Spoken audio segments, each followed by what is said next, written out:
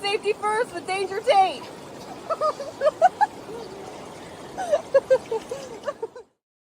Welcome to Safety First with Danger Tate. I'm Tate, and this is my interview series where I talk to really cool people about the cool things that they do. Our guest today is one of the founders of the Worldwide Women of Whitewater. It's a nonprofit dedicated to getting more women into the sport. And she's also the co-founder of Canyon River Instruction based in Salida, Colorado.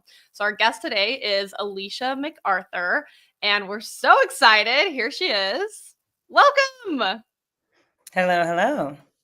So excited that you're here today. Obviously, you're just a wealth of information. You've been in the rafting industry since 1999. Is that right? Professionally. Professionally. Okay, when did you start privately? So my parents were private boaters, so I grew up rafting. My dad had me in a PFD by the time I was 3 years old, so 84. Okay, wow. Okay, my question with that is, like, when you started as a kid, did you immediately fall in love with it, or did it kind of take you finding it, like, on your own to fall in love? Because that's what happened with me.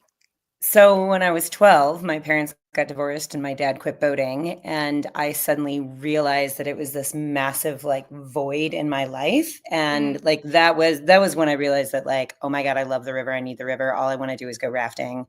And I made friends with a girl whose dad owned a rafting company, and I was like, take me rafting. And then when I was 15, I realized that was all I ever wanted to do. And so I told my friend's dad that, and he kind of took me under his wing as his personal trainee. And then the summer I turned 18, he like paid for my certifications and stuck me in a boat and told me to guide. What was the company? 6 years ago. Far Flung Adventures out of Taos, New Mexico. Oh, okay. So what river were you on? The Rio Grande. Okay. So like the Rio Grande race course and the Taos box. Great. Okay. I've had some friends guide out there, but I've never been. So I'm excited to go out there one day. And now you're based out of Salida. And what's kind of like, what's your day to day? Oh God, that's a really loaded question. Variable. Okay. Like you mentioned, I own Canyon River Instruction with my husband, Alan, and we are we're licensed here on the Arkansas River like a normal rafting company, but we don't operate like a normal rafting company. So instead of like taking guests on commercial trips, all we do is teach. We teach a ton of rowing. We teach a ton of swiftwater rescue. A large portion of our clientele are private boaters that are just wanting to get into whitewater themselves. But I also do a ton of professional development with raft guides, both based here out of CRI, and I travel to work with rafting companies all over. So. Oh, cool. Yeah. With that, like, how do you find instructors, or is it you and Alan teaching everything? No, we have a cadre of about 6 instructors and a handful of part-timers that come and go. And, Alan and I teach some, but mostly we've got our instructors on the water every day. Honestly, like, building that cadre of instructors has been one of the most challenging pieces of this business. Just because, with guides, like you can run a guide school, advertise like, hey, learn to be a raft guide. And, that's fairly simple. But for me, I'm looking for folks who are already whitewater professionals that are looking to move on in their career, that are maybe like, have been guiding for 10 or so years and are looking to do something a little different, or folks who are, passionate about teaching and instruction. And then like we require that they're all ACA certified as instructors so that they have that like foundation of being a good teacher and the whole outdoor ed process, kind of the experiential learning thing. And so, for me, it's, and then the other thing is that we teach a ton of all women's clinics. And so not only am I looking for like a very specific type of raft guide who wants to teach and wants to move up in their career, but also then a woman raft guide who wants to teach and wants to move on in their career. And so we've got an amazing staff right now, but it's definitely like, finding those instructors has been challenging, and it's with been a kind process. of like the ACA curriculum, and your view of it over the period of time that you've been in it. Have you seen any positive trends, or what are the cool things that are changing within it? Ooh, that's another really big question. Lots. So I have been involved with the American Canoe Association since 2016 was when I first took my first instructor certification course. And since then, I've actually been heavily involved with the rafting committee on the ACA. Oh, cool. Um, I'm the current chair. And we've updated the curriculum. We wrote a level 5 curriculum because when I first started, it was only up to level 4. So now there's a level 5 curriculum, which weirdly means class 4. I was gonna say I'm not actually familiar with the levels, so can you give a little context into what that Yeah, actually? absolutely. So the ACA utilizes paddling disciplines of all sorts, from coastal to recreation to whitewater. And so levels within those paddling disciplines don't correlate with whitewater rapid ratings. So basically, like level 1 means flat water, Okay. and level 2 means moving water, which in the whitewater world is class 1. And then level 3 means class 2 in relation Mhm. to whitewater disciplines. Level 3 Okay. means class 2, level 4 means class 3, level 5 means class 4. And it's just because, the ACA does so much more than just whitewater, and level 1 across the board is non-moving water. Got it. Okay. So Yeah. adding that level 5, has that just upped the rivers that you're able to teach on, or has it made it that guides can now go guide harder rivers? So for the instructor side of things, it's definitely, now you're like legally protected to be teaching on class 4 whitewater. If you're an ACA instructor using ACA insurance teaching, you can Mhm. legally teach on class 4 whitewater. And so that's been actually really neat. And I've watched the pool of level 5 instructors grow. Mhm. Um, and I've worked kind of like my career through the ACA as well. And so I train and certify instructors, instructor trainers, instructors and instructor trainers. I can think. um, and so it's, and rafting is one of the relatively newer disciplines within the ACA. And so, one of my big goals has been to kind of like grow that discipline, because Mhm. like so often, and I think we were maybe touched on this before the show started, is that the best guides don't always make the best instructors, because you can be really good at what you do, but that doesn't mean you're really good at explaining what you do and teaching that and sharing that knowledge. Mhm. And so often, a guide who's doing a good job will suddenly be told that they're teaching guide school this year, Mhm. and they've never been taught how to teach. They don't have a background in education or in experiential education, and they're just out there going, "Yeah, just do it like this," Yeah. or "Just that's just the way it is," or Uh-huh. "Just follow me," or and they don't have any foundation of how to actually teach. And so one of the reasons that I'm so passionate about the ACA is because it helps create instructors. And you don't have to have a background in formal education. You can be given this toolbox to take out on the river, and suddenly you can be running a guide school where your guide school trainees are like getting it as opposed to struggling. Mhm. And so basically, like, if as a guide, you take an instructor course and you get given this toolbox of how to teach, you're teaching a more effective guide school. Mhm. You're having, trainees come out of guide school better guides, Mhm. and then your company is running safer trips. Mhm. And so go for it. It's really good to hear kind of that breakdown and the distinction of guide versus instructor, but that it's very possible to get there once you have the tools. What are some of the tools that you give the instructors? Like what are the effective teaching methods that are being taught? I mean, a lot of it is like really quite simple. Like, one of our like kind of foundational concepts is just sell it, show it, do it, review it. Like, you know, why do you want to know this? Here, let me, to grab their attention. Then here, let me like demonstrate it. Now Mm-hmm. you do it. Now let's Mm-hmm. review it. Do you? And then like, oh, go for it. Well, no, go for it. Well, I was just gonna ask if you had a favorite thing that you teach, like raft flipping or wading or anything like that. Actually, I think you nailed it. Flip and recovery is one of the things that I am absolutely most passionate about teaching. I love teaching flip and recovery. I was really honored to be invited to teach raft flip and recovery at the National Swiftwater Rescue Conference a couple years ago, and that was really fun. Um, Cool.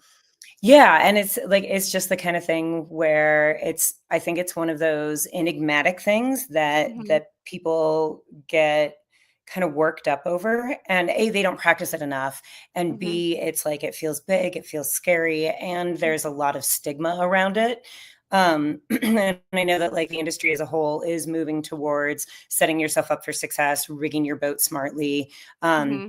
And not just, the old fashioned dude bruh of you have to kind of muscle everything all the time in Mm-hmm. unseemly ways that even the strongest person can't do if they've just been recirced in a hole.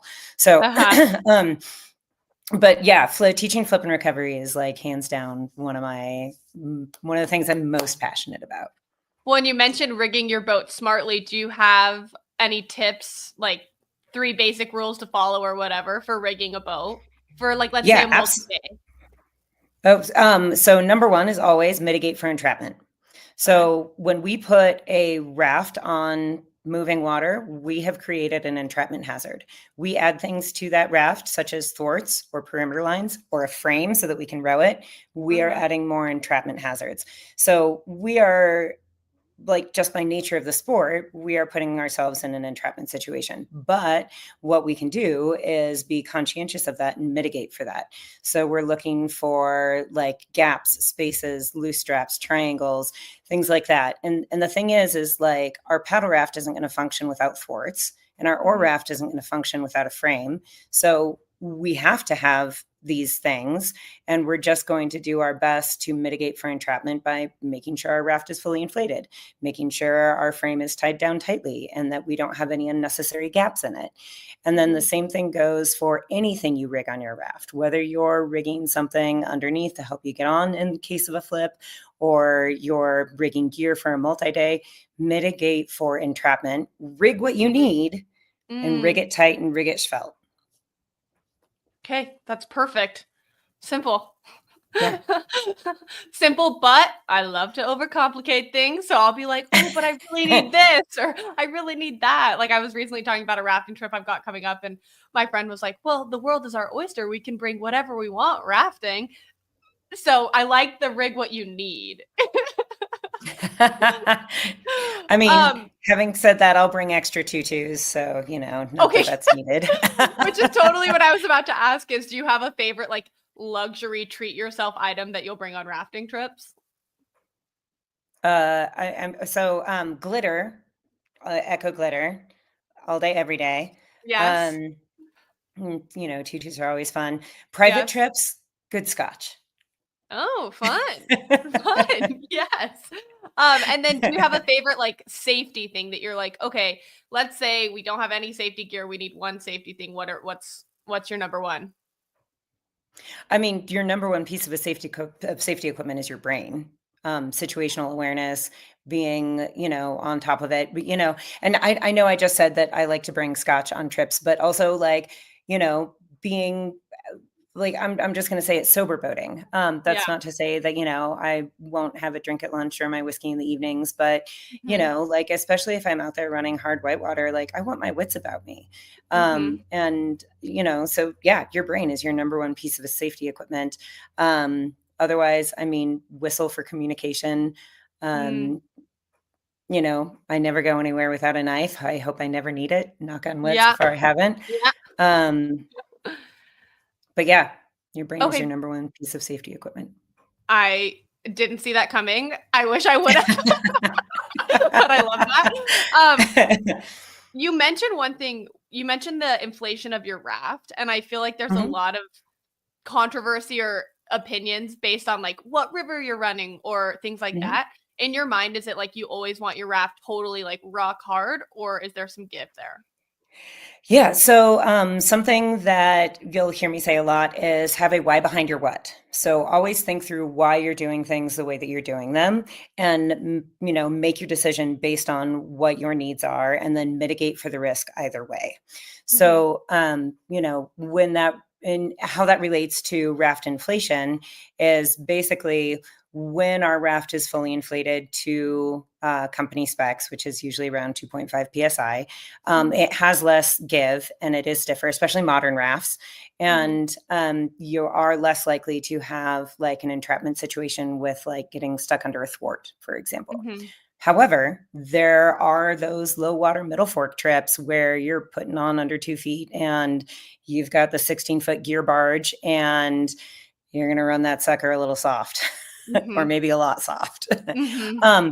But again, in that case, you are weighing your cost benefit ratio of that. I know that I'm running my raft softer, which can lead to more entrapment hazard, but I'm Mm-hmm. doing so because I'm running very low water and I have the biggest, heaviest boat.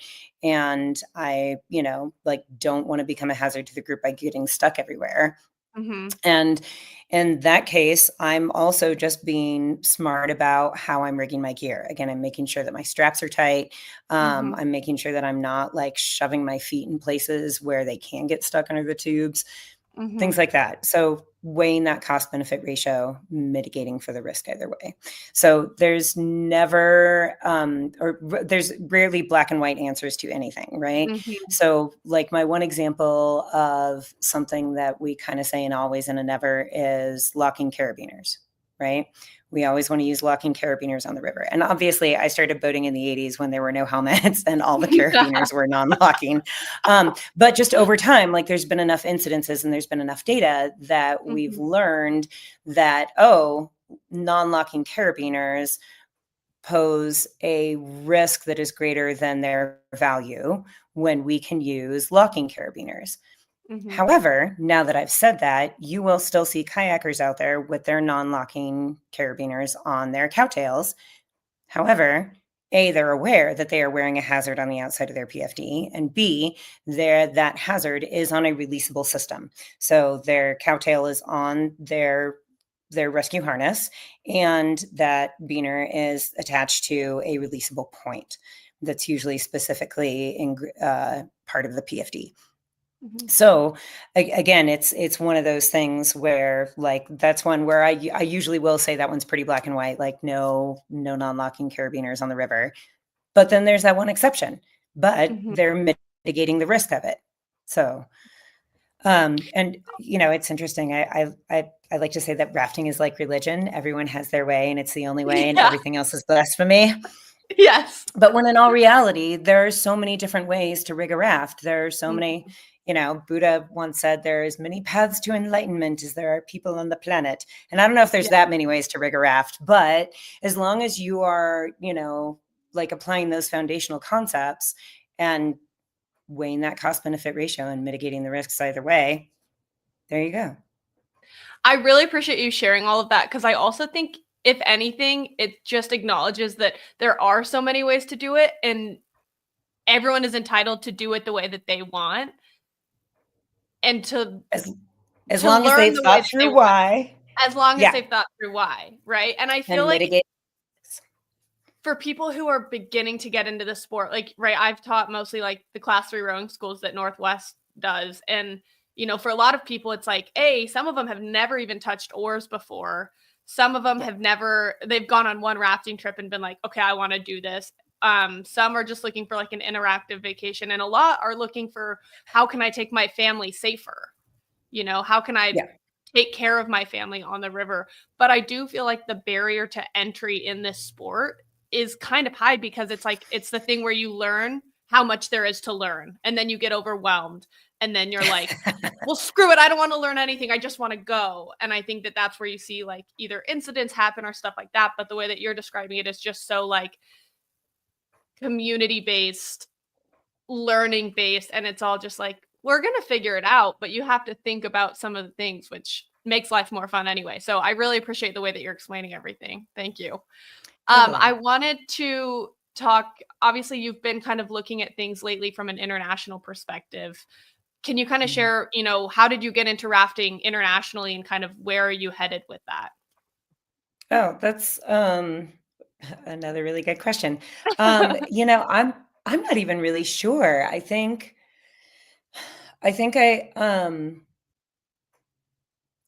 So right now I'm the only level 5 instructor trainer educator for rafting in the ACA. Mhm. So I think, just and I'm actively working towards creating more instructor trainers and instructor trainer educators. But for the time being, like there are certain courses that I'm, the only person who can teach. And so I think in some ways that kind of puts me in, a little bit of demand.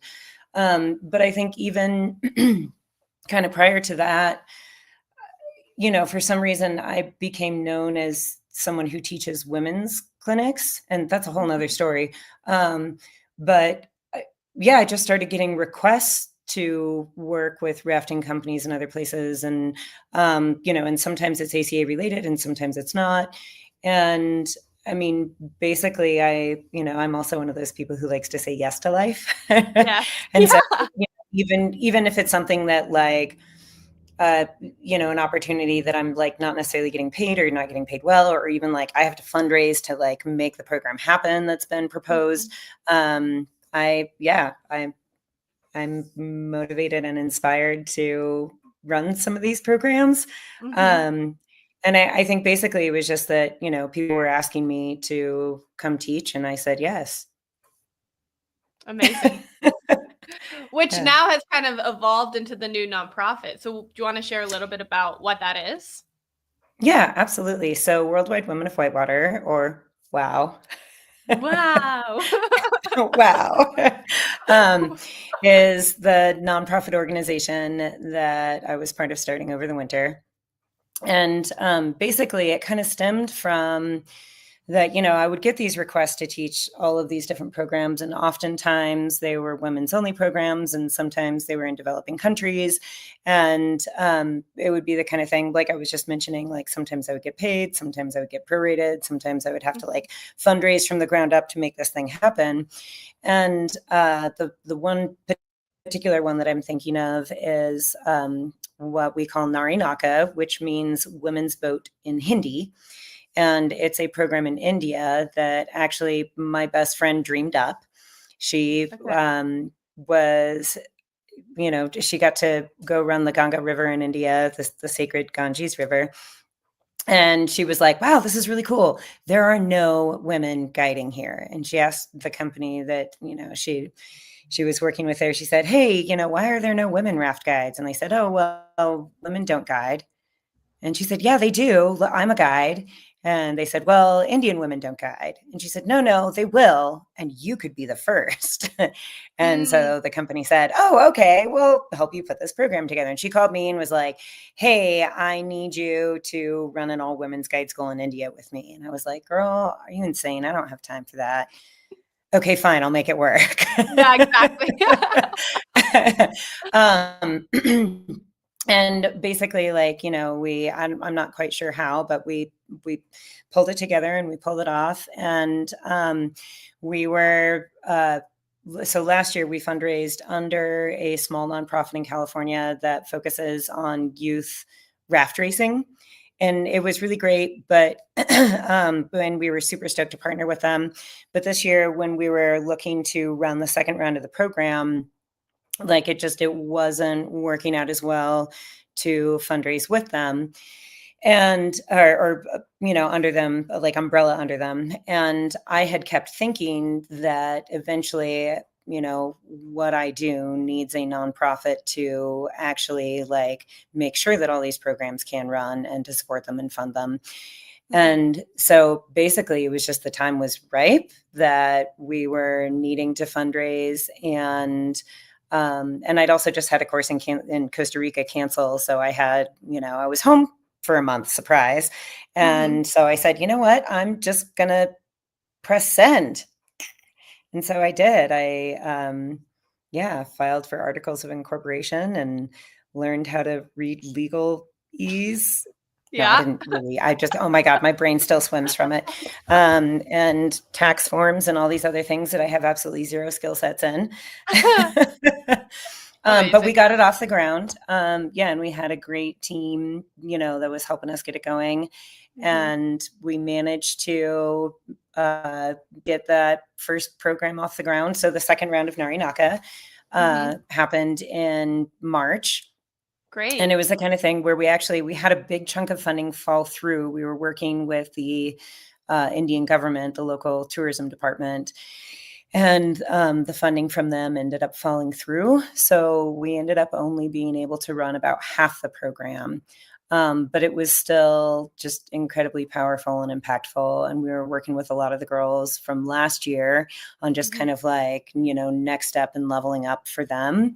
And it was really amazing just to see like how far they had progressed, and like the ones, like how far the ones that had support had progressed, and like how the ones that didn't have support had progressed, but Interesting. like it was a lot harder for them, so they hadn't gotten as far. And I don't know, and I definitely, it was also a really big learning curve for me in terms of recognizing the types of barriers that these women are dealing with. Because, like, I know full well the types of barriers that I dealt with as Mhm. a, white middle class woman in the US, but What can you share realizing, some of them of what yeah, their I barriers mean, are?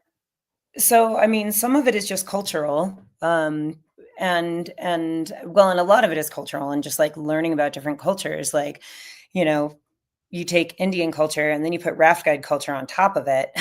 And it's this like whole world.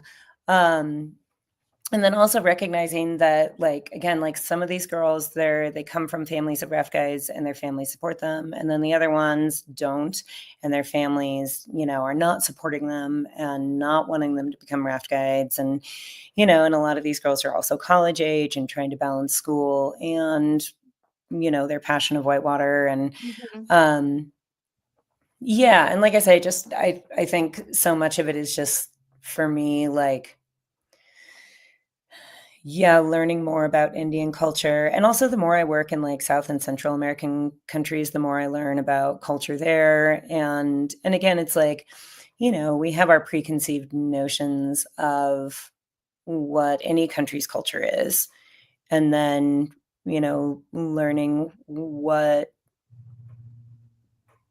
what aspect, what their culture actually is, and then what aspects of those Mhm. culture are affecting raft guide culture, and raft guide culture is almost the same everywhere. Everywhere I've been, it's like, doesn't matter what culture you're in, raft guide culture is raft guide culture. Wait, can you say more about that? What is the raft guide culture? I'm so curious. I mean, unfortunately, some of that is just like the stereotype of, like I know we sometimes joke that, you know, like rafting culture is really like a drinking culture with a rafting problem. Mm. Mhm. um, and that, it's so often a very like machismo space. Mhm. um, and again, even in areas where like there are a lot more women on the river, it's still male dominated. Like even Mhm. on my river, we have probably close to half women raft guides, maybe not quite, but it's certainly like, like that's huge. We're like, hey, we're getting close to half. Yeah. you know um and so, yeah, just still a lot of that machismo culture, oftentimes a lot of the drinking culture, and and I mean, it's like you can be anywhere in the world and sit around a campfire with a bunch of raft guides, and you're all going to be talking about how big that hole was. Yeah. Yeah.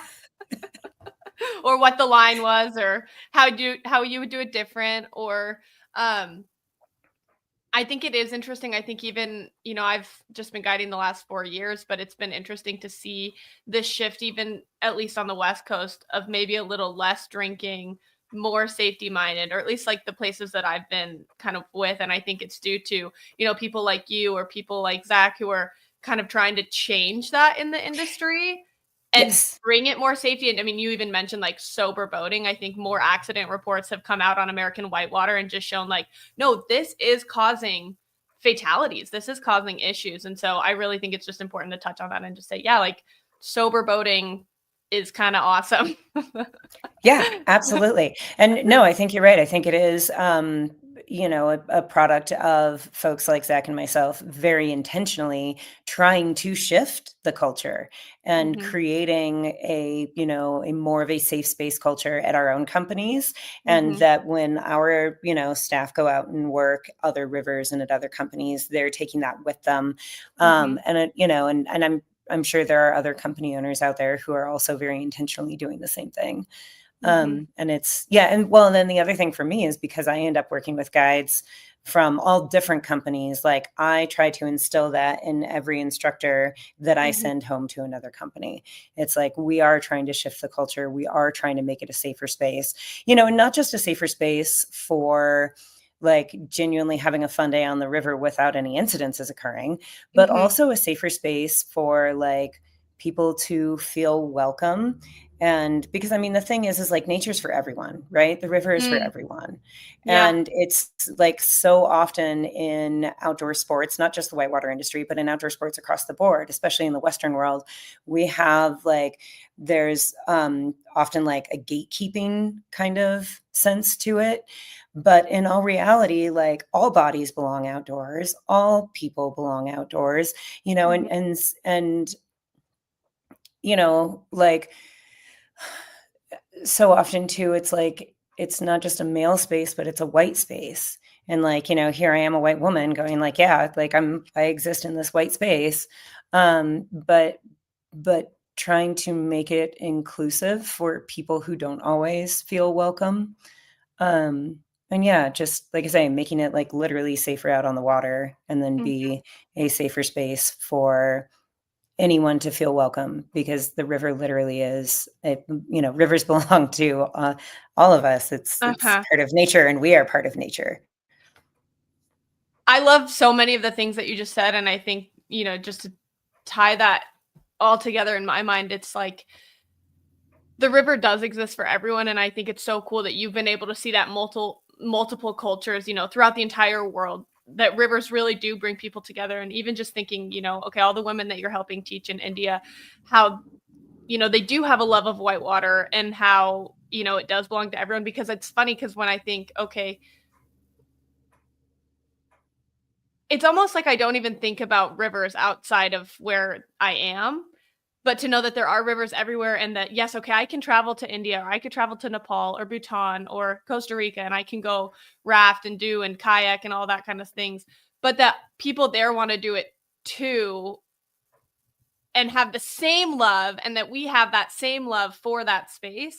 It's just so cool to hear. And again, I just think I'm just so excited that more people are getting into the sport, because I have seen the gatekeeping, I have experienced the gatekeeping, and it's just, it doesn't serve anyone. And so what I also kind of want to touch on is, a little bit, is the importance of an all-female space, and how that kind of brings everybody up, and how just learning in a safe environment, because there is a difference. It is a different feeling. And so Yeah. if you could just touch on, what are your favorite things about an all-female space?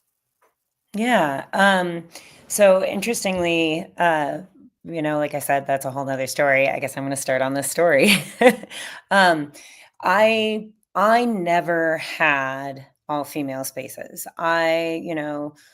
For me, like I was often the only woman working at whatever rafting company I was at. At one point, I was literally the only female raft guide in the entire country that I was working in. And like, oftentimes I would be like one of three women working on the entire river I was on. It was, I was usually the token girl. Mhm. And so I, very much could hold my own amongst the boys, and, and I get along with guys just fine. And I, like I never really saw an issue with it. Mhm. But then it was, interestingly, I was working for a company that had a number of female guides, and it was a high water year. And all the other girl guides came to me and asked if I would take them out and help them on flip and recovery because it was high water and they were nervous. And, none of them had practiced in a while. And I was like, yeah, sure, cool. So, Mhm. like, we took my personal boat out to a pond one evening and we just messed around and, like, trying to figure out like, oh, what is the best way to climb in and what is the best body position for getting the boat back over. And it was mind blowing. Like that evening literally changed my life. And it was, I was totally it felt like a safe space. Mhm. And yeah, I was mind blown. I was utterly mind blown. I'd never experienced anything even remotely close to it before. There was no judgment, there was no competition. Mhm. It was just all of us trying to figure out the best way to do it Mhm. and the best way that worked for each of us. And like, one of the girls was just recovering from shoulder surgery and, another one hadn't tried climbing up on a boat in years. And like, it was amazing. And so I went to my boss and I said, "Hey, I think you need to be running all women's clinics." And he was like, "Yeah, whatever." And I was like, "No, no, no. I really think you need to be running women's clinics." And he was Mhm. like, "Well, look, whatever." And I kept bugging him. And eventually he looked at me one day and he said, "You know what you need? You need your own river permit." And I'm not sure if he like meant it in an inspirational way, but I took it in an inspirational way. Uh, And I went and got my own river permit and I started Canyon River instruction. okay, And amazing. Yeah. um, and it's like I say, literally that evening changed my life, changed the Mhm. trajectory of my entire life. And CRI's women's clinics have been like our kind of flagship clinics. Interesting, like all of our women's rowing clinics are sold out with wait lists, and all of our regular rowing clinics have plenty of space in them. Uh-huh. That's um, interesting. yeah, and so when talking about that, like what is the benefit there? So I actually just yesterday finished up a 3-day women's rowing clinic, and a number of the women in this clinic were women who had like married raft guides or whose husbands had been boaters for a long time. And they were finally like, you know what? I want to be rowing too. And I struggle to learn from my husband. So I want to come learn from a bunch of other women. And Mhm. I think like, it's so hard for us to learn from like our spouses and our parents and our siblings and whatnot, just in general. And so, having going someone for professional instruction as opposed to just trying to learn from someone who you're going to struggle with. Yes, Um, yes. and then B, I think part of what makes the women's spaces so impactful for women is, like I mentioned earlier, is there's like a lack of judgment. Like when you mess up, you know, the other people in the class are going to be like, "Hey, it's okay. You can try again." Mhm. Or like, I know you got this. It's okay. Look, I messed up last time too. Or like there's Mhm. a level of support there that, and I know that when I was a young guide, I was terrified of messing up because it was like because I was a girl, like I had to be twice as good in Mhm. order to get half the respect. Like if Mhm. I wanted to work the class 4 stretches of river, I had to be perfect. Like I couldn't like there was no margin for error for me. Mhm. And I think that like in these women's spaces, like the participants allow each other Mhm. margin for error, which Mhm. gives more room for growth and more like it gives them more confidence. and it gives them the ability to make mistakes, which obviously we all know that's part of learning, right? You're not going, like, no baby learns to walk without falling down. Yeah. And so like, that's just like making mistakes is part of the learning process. We don't learn without making mistakes. And Mhm. so often I feel like within kind of these, more high adventure kind of macho arenas, making Mhm. mistakes is not acceptable. And like, kind of to, I guess, that cultural credit, like there are times when making a mistake can be fatal, right? But at the same time, that's also why we give ourselves, you know, arenas in which to fail safely. Like, for Mhm. example, yesterday, I had a student who actually we had two boats high side off of the same rock. But it was great because it was like, I know this is a notorious rock. I knew she was headed straight for it sideways. And I wasn't about to tell her anything different Yeah. except for high side. Yeah. Because in that zone, it's a place where I knew that she could fail safely. Like, Mhm. I know this rock. I know what it does. I know that Mhm. if we high side, we can just like around it. And the students are going to learn a lot. They're going to see that high side works. They're going to learn Mhm. that you don't hit rock sideways. Um, Mhm. and whereas that's the kind of thing that, maybe if they were out on their own or out with their husband, they wouldn't have known to high side. Like, who knows? And they could have Right. flipped and it could have been bad. But again, like having those kind of like parameters within which you can fail safely creates a Mhm. greater learning space. And the more that people out there on the river, men, women, or otherwise, are properly trained and have had these opportunities to fail safely, the more they're going to learn and the safer they're going to be. Yeah. And, the better time everyone's going to have on the river. Well, and I also yes, yes, yes, yes. And I think that the greatest gift we can do in any situation is just to, like, be ourselves, because I truly believe that everyone has something to add, and I know myself when I'm in, like, a new situation, I find it's easier to connect with women, and so I can do that and I learn in a female space, or, whoever learns in a female space, and then you exit that and you're able to just show up with like, I know what I'm doing. I feel confident.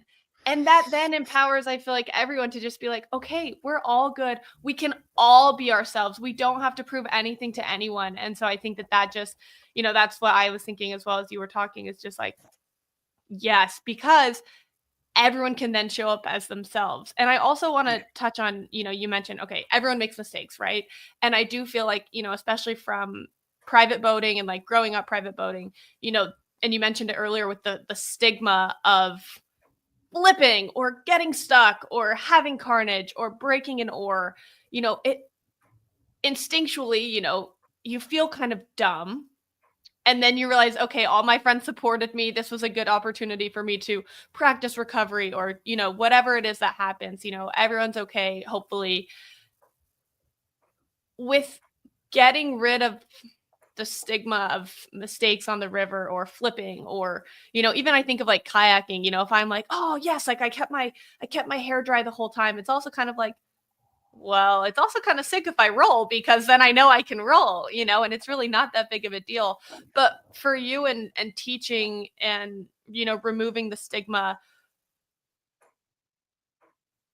I guess I just am curious, like, is it possible that we can remove the stigma? Is it, what does it take for people? And I mean, I'm really asking, for the listeners, they're about to go rafting and they're scared, or maybe they're nervous about this one big rapid. What are techniques that they can use to just be like, okay, I've got this, it's okay? Or does that kind of make sense? I'm just kind of Yeah. So I think, one of the really important values that I like to instill in my instructors is vulnerability. And so basically, like, because, when you're in that power dynamic of student and instructor, as the instructor, you're like the deity that the student is looking up to. And when you can be vulnerable and also make mistakes, then that allows the student space to make mistakes and learn from them.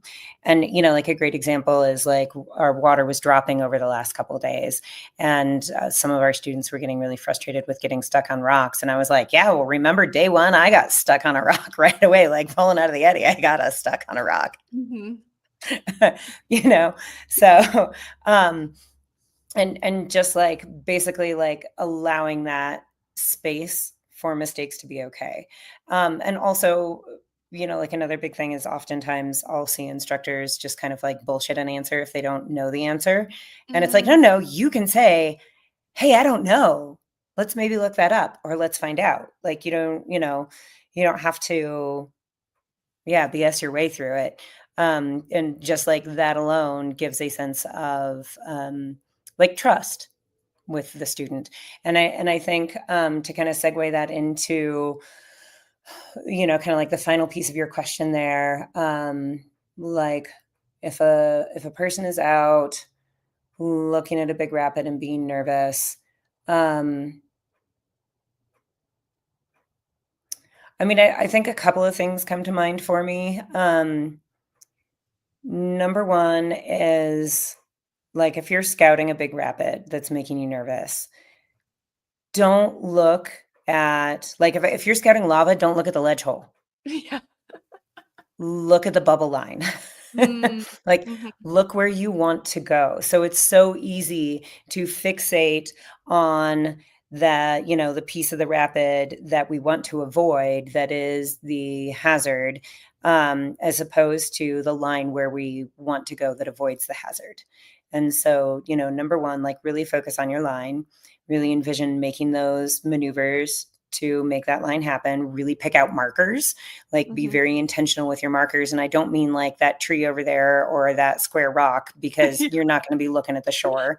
You're going to be looking at your line. So look for that bubble line, look for that one little lateral that's going to be coming off of the left shore.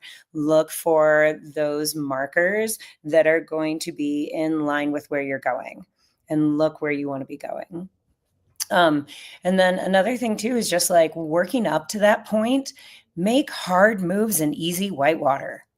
Because when you know that you can hit class 4 moves in class 3 whitewater, when it's a must make move in class 4, you know you can make it. Hard moves in easy whitewater. Run through a class 2 rapid like it's the, you know, like make every unnecessary move possible. Catch every eddy. Turn that little class 2 rapid into more maneuvers than you knew possible. Hard moves in easy water. That gets me so jazzed up. I'm like immediately picturing all the rapids I could run. I love that. Yeah, and that just makes it so fun. And that's what this sport is. That's what rivers are. It's just fun. And it's a way to connect with nature and connect with the people you're around.